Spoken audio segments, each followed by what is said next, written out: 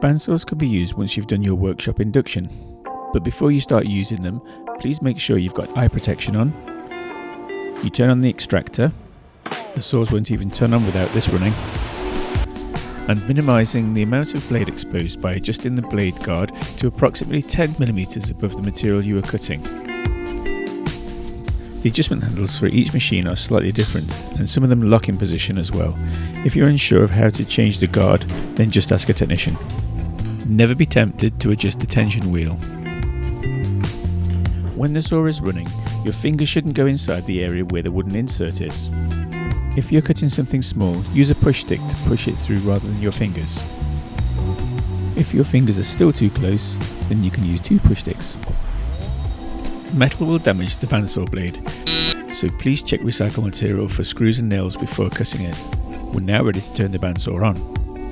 The start and stop button are on the left hand side of the machine. Green for go and red for stop. The blade takes around 10 seconds to come to a halt after pressing the stop button.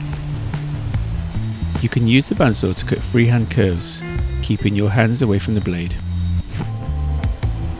Parallel cuts are done with the aid of a fence. The position of the fence can be changed by unlocking and sliding to the left or right, then locking back up again before proceeding with the cut. On 2 of our saws you can flip the fence to give more support to taller pieces of wood. The height of the fence can sometimes restrict the blade guard from being 10 cm away from the material. When this happens, you need to be cautious around the exposed blade. One way to get around this problem is to use a false fence. This slides over the fence, screws on, and tucks under the blade guard. Another useful aid is the mitre fence. You can use this to cut lengths at 90 degrees or an angle of your choosing. Angles can also be cut down the length of a piece of material. This is done by tilting the bed of the saw. The fence is taken to the outside of the blade to support the material with the aid of gravity.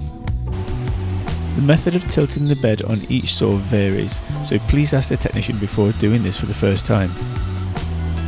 Always support the bed of the saw when unlocking it to return it to its level position, and tighten it up so it's safe for the next person to use.